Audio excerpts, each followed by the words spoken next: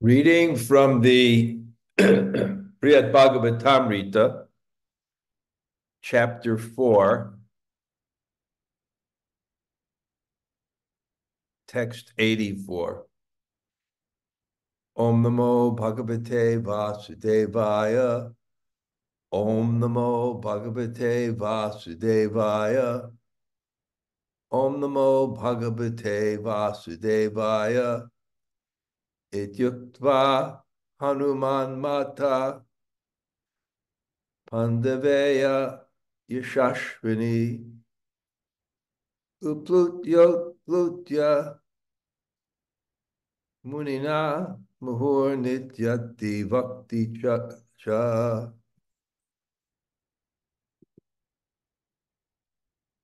Parīkṣit Mahārāja said, O mother, O celebrated wife of the son of the Pāṇḍavas, after Hanumān said this, he repeatedly jumped up into the air, higher and higher, joining the sage Nārada in dancing. He then continued to speak. Commentary. When pure devotees are glorified, everyone in relation to them is glorified, including their families and disciples. Uttara, to whom Parīkṣit is speaking, is both his mother and the wife of Abhimanyu, who is referred here to Pāṇḍaveya because he was the son of Arjuna and Subhadra. Thus, Srimati Uttara shared in the Pāṇḍavas' glory by marriage and by being Parīkṣit's mother. Om Ajnana-timirandasya Jnananjana Shalakaya Taksur Unmilitam Yena Tasmai Shri Gurave Namaha. Shri Chaitanya Mano Bhishtam Tapitam Yena Bhutale Sayam Rupa Kadamayam Dadati Sapadantikam Pancha Kalpa Tarubhyascha Kripa Sindhu Bhayevacha Patitanam Pavanebhyo Vaishnavebhyo Namo Namah. Shri Krishna Chaitanya Prabhu Nityananda Shri Advaita Gadadhar Shri Vasudeva Gaura Bhakta Vrinda. Hare Krishna, Krishna Krishna, Hare Hare, Hare Rama, Rama Rama, Hare Hare. So we've been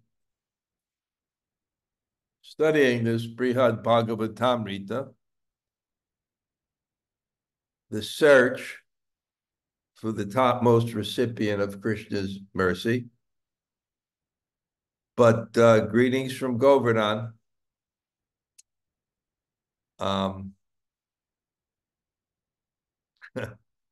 Yeah. Right now, every day at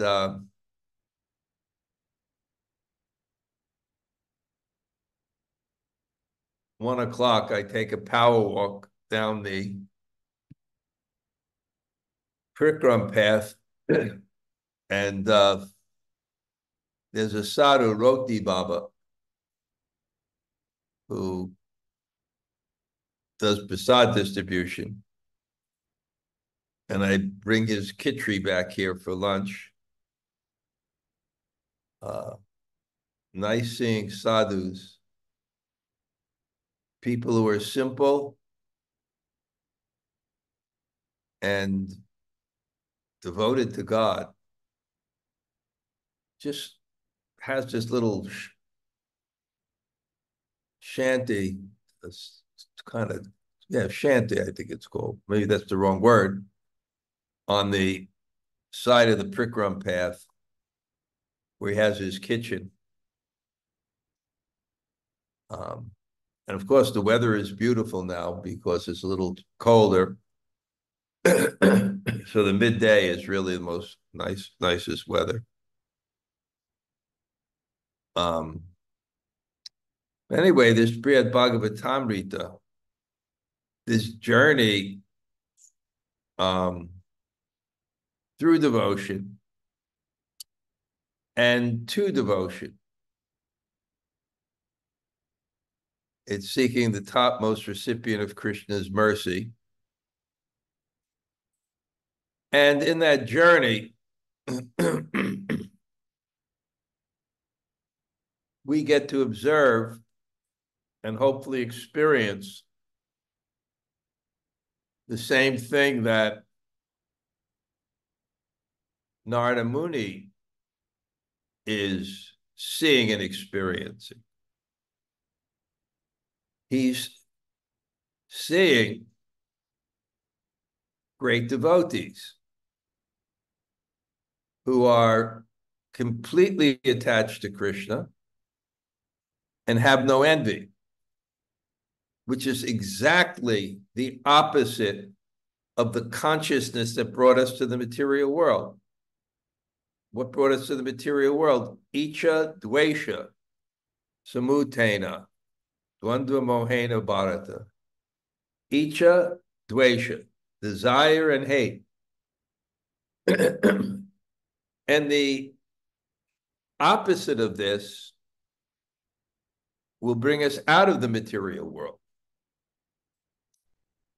Detachment and freedom from hate. And that's what the Bhagavatam and the Bṛhad-bhāgavatāmṛta presents exclusively, militantly. Dharma, kaitava, projitatra, nimatsaranam satam. Dharma, kaitava, cheating religion, any type of sacrifice or religious activity that has icha and dvesha. When you have icha, you have dvesha. When you have desire, you have hate. You hate those who are antithetical to your desire. Not even if they do anything. If they represent that they're better than you, that's against your desire. So nimatsaranam satam, devotee is near matsara. He's without hate. And without hate means without any fruitive endeavor. However subtle that may be, desire comes along with hate. And when we see in this journey, it's so marked and so attractive that there are devotees that are detached and dira janapriyo piyakaro nimatsura no Dira janapriyo piyakaro nirmatsuro pujata. Again, nirmatsura. They're worshipable because they're not envious. Dira. And because they're not envious, dira janapriyo, they're dear to the people who are dira and adira. Adira means not sober, ruffians. The ruffians also like them because the ruffians see these people are not in competition for my controlment and enjoyment. So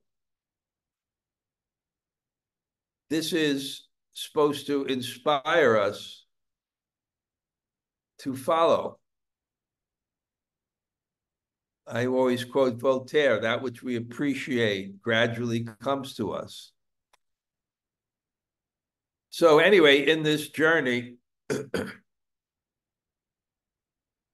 now we're seeing the non-enviousness of Hanumān as he's glorifying the Pāṇḍavas as greater than him, which can be done when you have no false ego, because that false ego is attached to the sense of superiority. And that envy is so deep, it's within us all. If we introspect a little bit, we'll see people who, even if we don't act against them, even if intellectually we understand, but we feel we're not their well-wishers. Well, how did Prabhupada sign his letters? Your ever well-wisher. If you have envy, you're not well-wishers of others, because it goes against your desire for superiority. So particularly, why, and then we see there's such enthusiasm, nṛtyati, utsaha nṛtyati dharya, these qualities mentioned in Upadeshamrita, which are favorable. Utsahan, enthusiasm. Utsahan,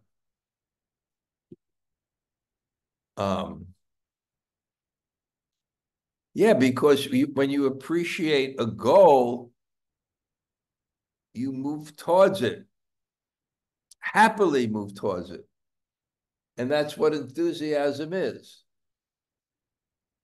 When you move towards something, and you're excited about it because you have faith in it. So the devotee is enthusiastic, but his faith, his objective, his experience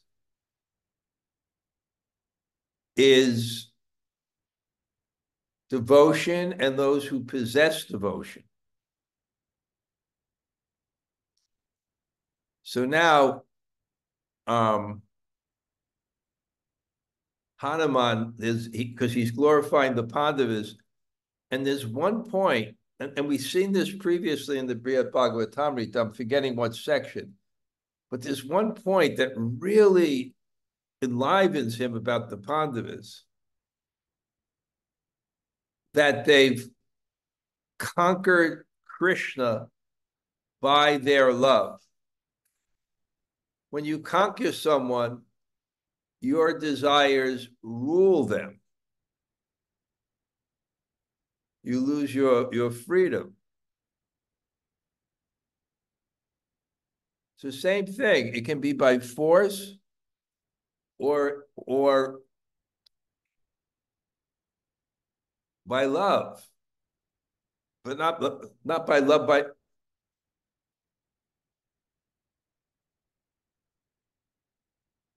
when you have devotion for someone because they're reciprocal. Prabhupada said Krishna is responsive. That's what a person means. So they're responsive. And when the devotee, their force of love and surrender is so powerful that Krishna is forced to reciprocate. And he becomes bhakta-vatsala. He becomes attached to his devotee. And when you're attached to something or someone, it rules you. Someone who's detached, they can't be ruled. Just that was the classic, the qualification of a Brahmin. Is he had to be detached, because the duty of a Brahmin in society is to speak the truth.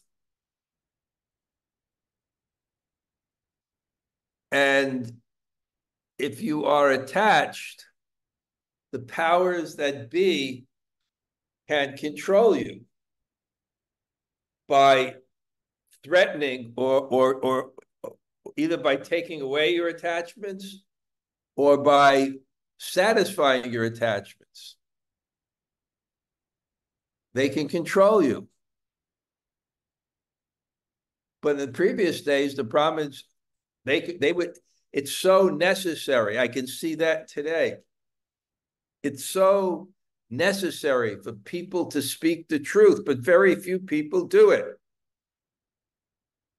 Because they can be controlled by those who have material power over them, who can move the world either for their desire or against their desire to control them. But a Brahmin can't be controlled.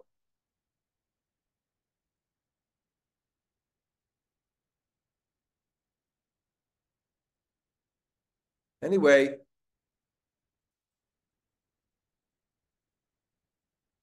Krishna responds to the unalloyed devotion of his devotees, and they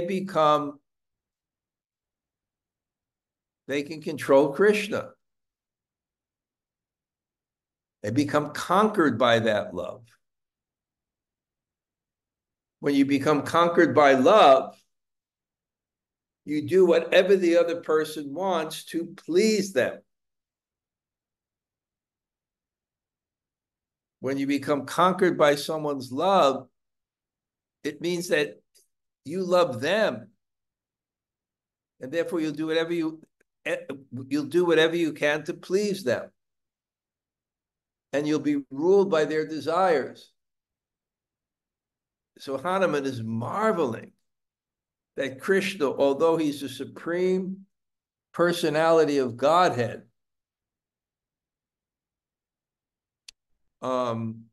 he becomes the charioteer driver of the Pāṇḍavas, of Arjuna. And I always make this point, and I haven't heard it spoken in many places, but the first time that we see Krishna in both the Bhagavad Gita and the Bhagavatam is in the same place. We first see our God as the chariot driver of Arjuna. And because it's in the book, our main book about Krishna, and our main book spoken about Krishna, it's very significant. It means something. And it shows the supremacy of God in terms of his love. It's not a weakness.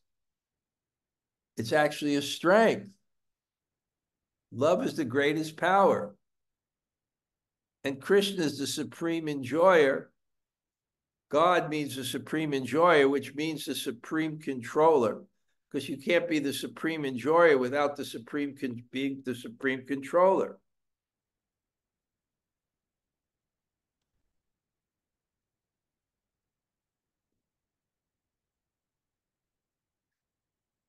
But this is better now. But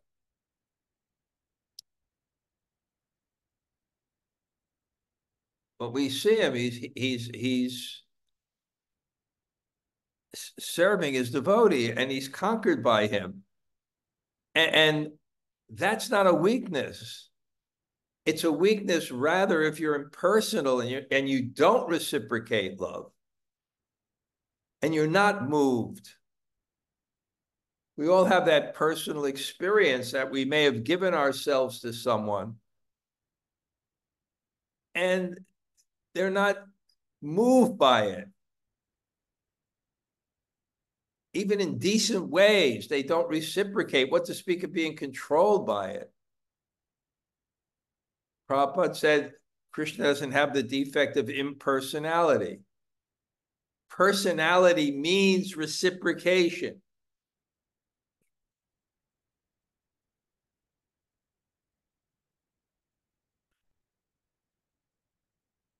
So we see Krishna reciprocate with his devotee. That's his strength. That's his personality. And we see that in the main introduction to Krishna.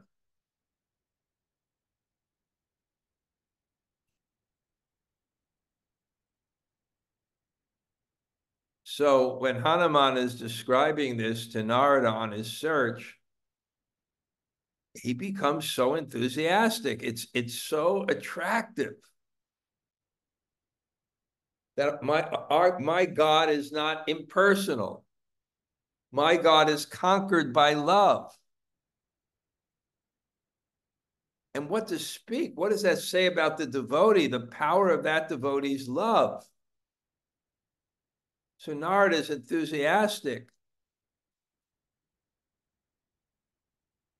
to describe Krishna in that way, but also he's glorifying the devotee who conquered God. How? By the force of his love. And if God wasn't conquered by the force of one's love, he'd be impersonal. But what to speak of one who has that degree of love?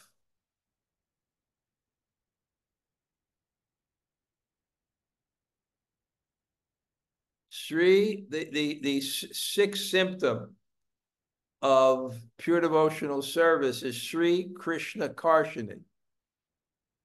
Karshani means like Krishna. It means it even attracts Krishna. When love comes to the level of prema, Krishna becomes attracted. And therefore, the devotee in this beautiful way takes this sweet, superior role. And the example given, I know in that purport in the Nectar of Devotion, is Srimati Radharani is called Madan Mohan Mohini. Madan Mohan means the bewilderer of Cupid. And Radha becomes the bewilderer of Cupid. So Hanumān, I'm going to meet someone who has that level of prema. Or Hanumān just discussing it becomes so enthusiastic. And Nārada is so enthusiastic.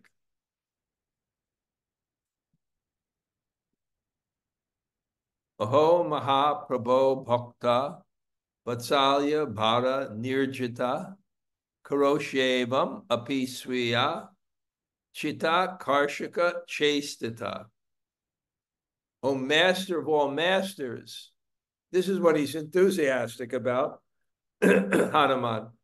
You are conquered by your great affection for your devotees. This is how you attract their hearts. So what is attracting the hearts of the devotees? God's love for them. I made that point many, many times that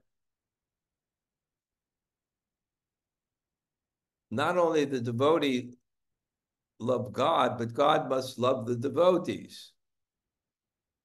Because if God's enjoyment is love, the greatest enjoyment of love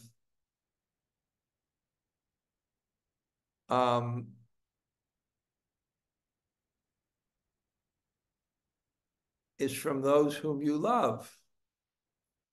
Now Hanumān addresses Lord Krishna. You are the Lord of all lords of the universe, but you become a chariot driver and order carrier for the Pāṇḍavas. This is certainly possible because your love for your devotees makes you a slave.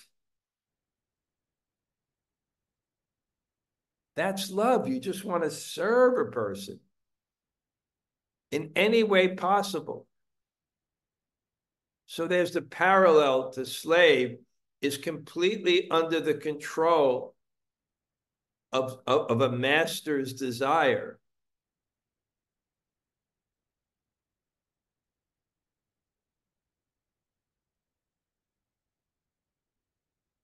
And here it says,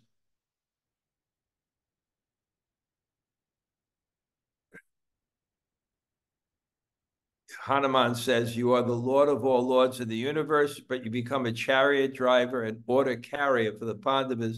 This is certainly possible because your love for your devotees makes you its slave. Having lost your independence, you're forced to do whatever your devotees want. End quote. On various occasions, the personality of Godhead has admitted his dependence on his devotees. For example, he once confessed to Durvas Muni, Aham bhakta paradino,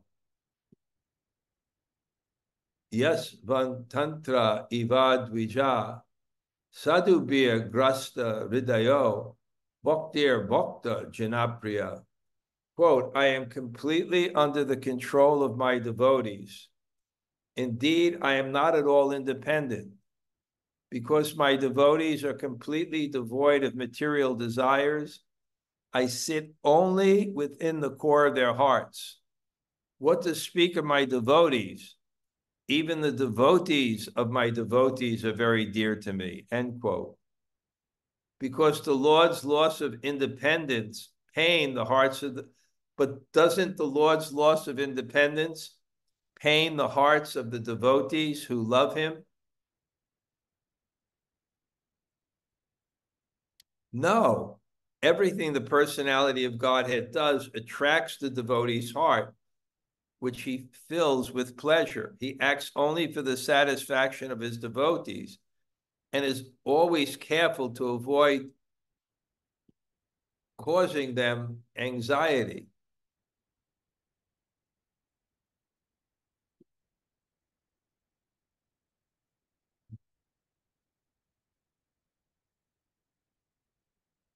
Yeah, just like this surrender.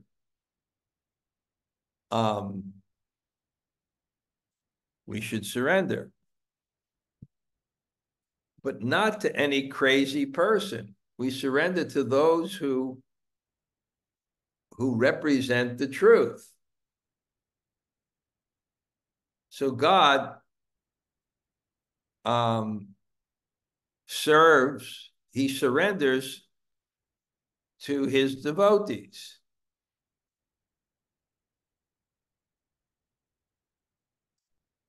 But who is he surrendering to? To those whom he loves, who love him more than their very life. And therefore we see always that Krishna is very considerate. He's very concerned for his devotees. Just like when he's in the coils of the Kaliya serpent, and only his peacock feather can be seen. But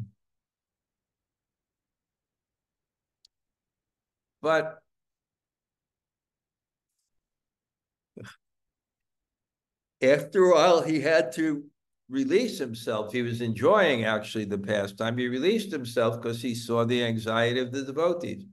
Lord Chaitanya had these incredible ecstasies, but he would appear to go mad and he would appear to be in such anxiety. He would be crying for Krishna. He was in the mood of Sri Radha, which is considered so externally painful, but at the same time, the highest love. But he wouldn't exhibit it during the day before his devotees because it would disturb them. Only at night with his confidential associates that his emotions come out. The Vaishnavas are more than happy to see Krishna driving Arjuna's chariot and treating you because the exchanges of love between Krishna and the Pāṇḍavas glorify both the Lord and the servants he chooses to serve. So it's not weakness to surrender to someone out of love who is worthy of love, or is worthy of that degree of surrender. And therefore, the devotees don't become disturbed when Krishna takes a subordinate position, because it only shows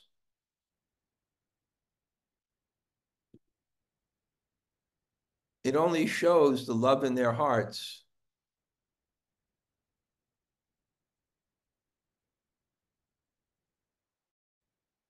Like a parent, the Supreme Lord constantly fosters his devotee's spiritual development by everything he does.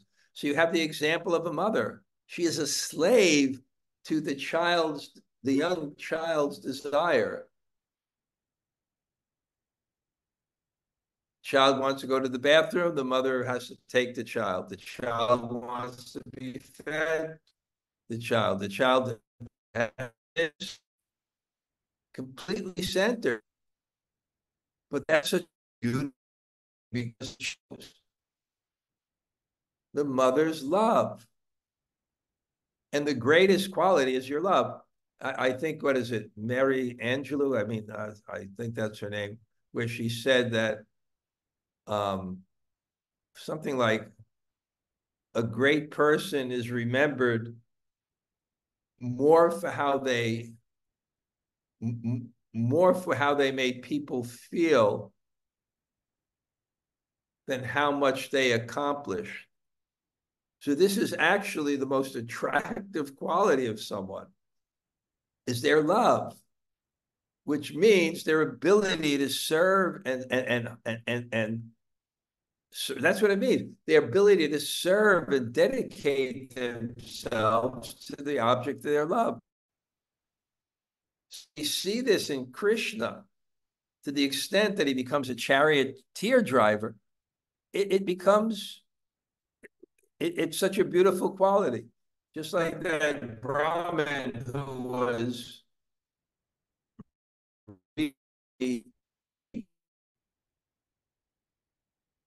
and he was crying, but he actually couldn't really read very well.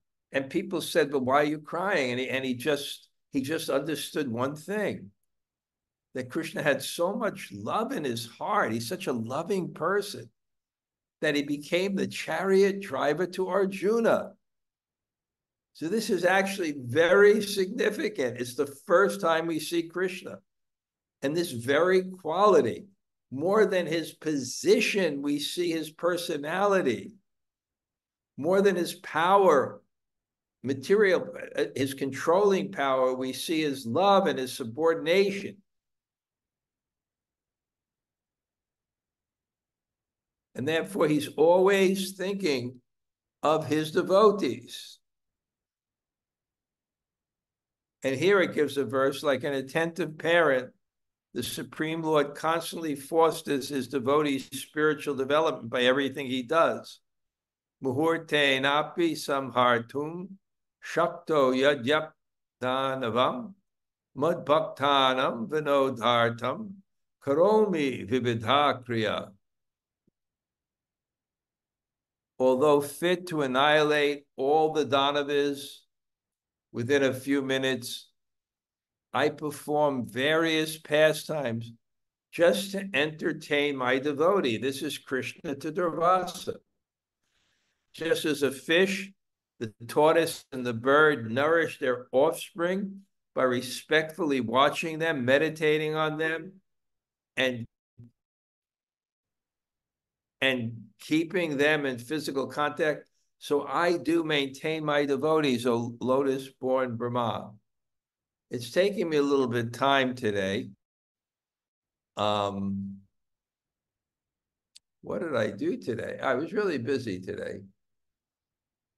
Really busy. But I guess, somehow or other, we're honing in on the point that the most attractive feature of God is that he's a person, and he's a supreme person. What is a person? A person is love, and he has a supreme love. And therefore, he's focused on the pleasure of his devotees. And in a relationship, Hanumān's saying with Pāṇḍava, because he's focused on love, he can take any position. He can take any position in relationship to the devotee. And Hanumān, he's just meditating on this, and Nārada is meditating on this, and thinking, what does that say about the Pāṇḍavas? Because this is his search for the topmost recipient of Krishna's mercy. What does that say about the Pāṇḍavas? That Krishna loves them so much that he'll do anything for them. It means that the Pāṇḍavas will do anything for Krishna. And therefore they want his heart. Mamapi paramam bhagyam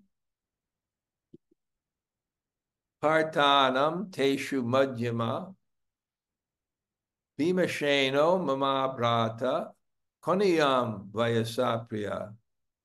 It is my greatest fortune that Prithu's middle son, Bhimasena, is also my dear younger brother. So this point was just made, actually, previously. I didn't cover it, but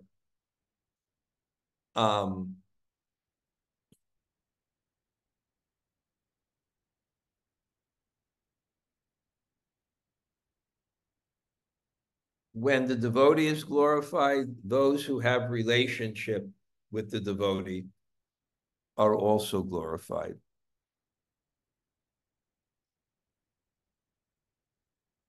Because relationship means they serve the devotee. So here it's talking about in a familial way. That's also very, very powerful.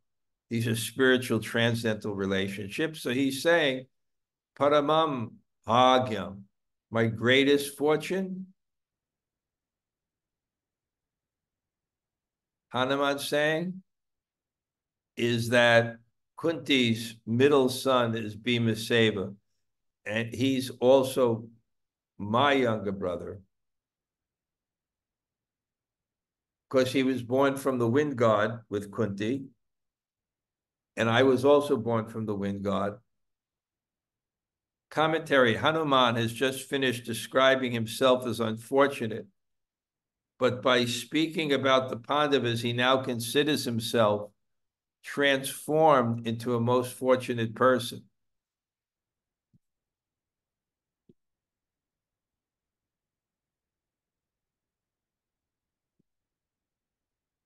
Interesting.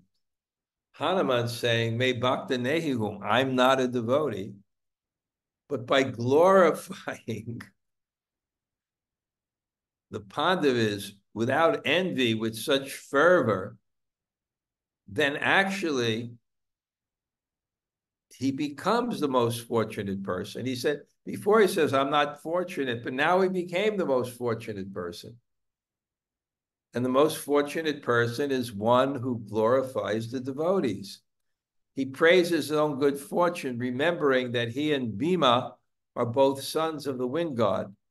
Bhima is the second eldest of the five Pāṇḍavas, but among the Parthas, the three sons of Pandu's first wife, Prithu, his place by birth is in the middle. Mother Prithu is herself an intimate devotee of Krishna. So Hanumān is even more honored to remember that she is his aunt by saying that Bhima is Kanayan Vayasa, inferior to himself in age, he subtly implies that Bhima is his superior in character. Hanumān admires Bhima so much because he considers Bhima the better devotee. So really, this is our standard, and it's coming out in this chapter, that the status of a person is the degree that he's selfless, serving, and his heart is filled with love.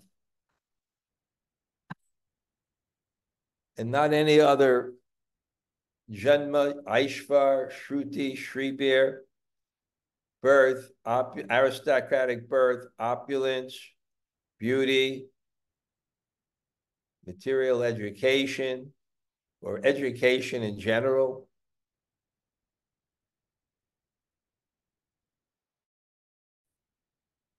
I've said before, we're the soul, we're consciousness. We reach our perfection in service, not control and not power, but in service.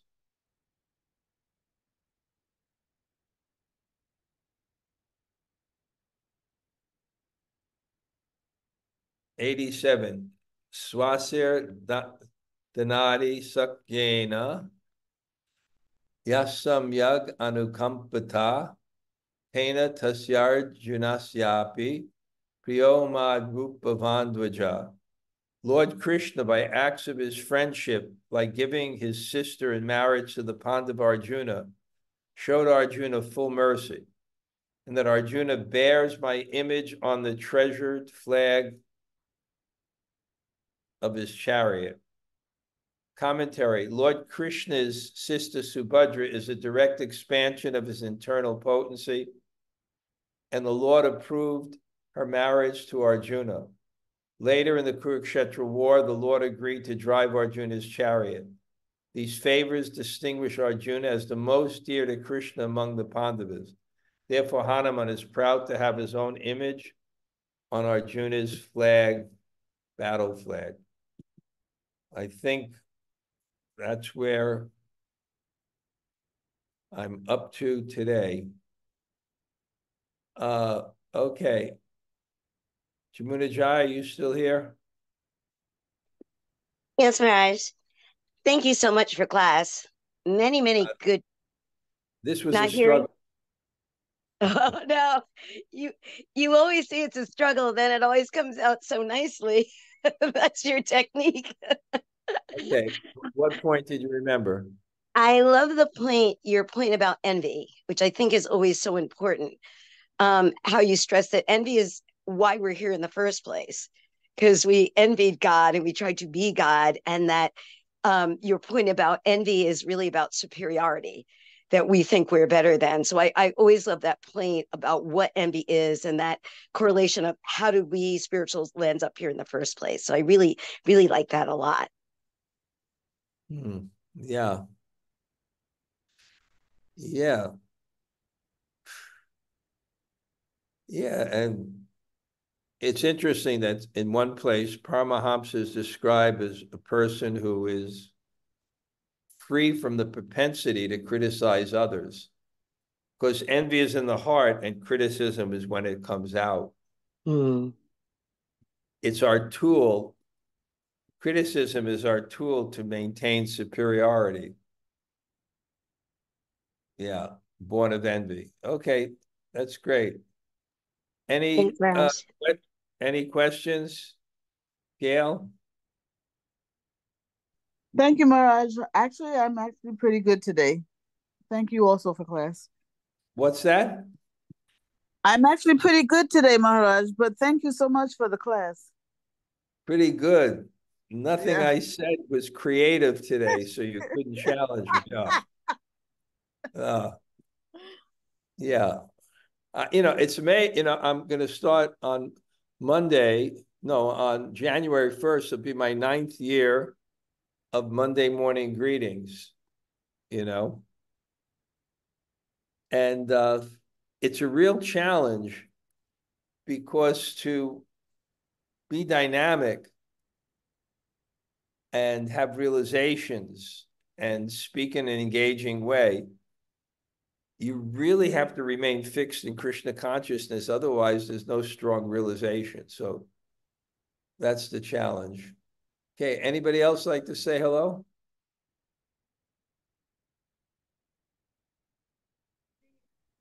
Hare Krishna Gumaraj, Tota Gopinath here. So great to hear from you today. Haribo, Tota.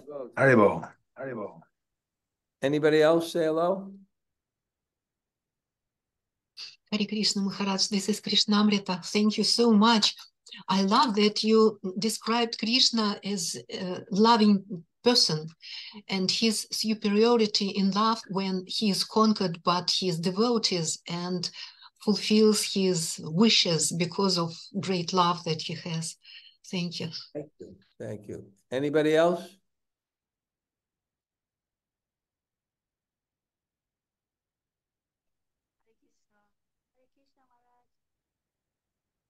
Haribo. Hare Krishna. Now you see everybody. Yeah. Okay. Anybody else? Hare Krishna Gumaraj, Slow Govinda. And Bṛhad, thank you for class. Okay, Haribo. Haribo. Yeah, I head to Mayapur next week. Nice to get Chaitanya Mahaprabhu's mercy. Yeah, wow. Yeah. Safe travels. Okay, I'm going to head out today. Okay. Vanshakalpa Turubhyascha Kripasindu Bhaya Vichapati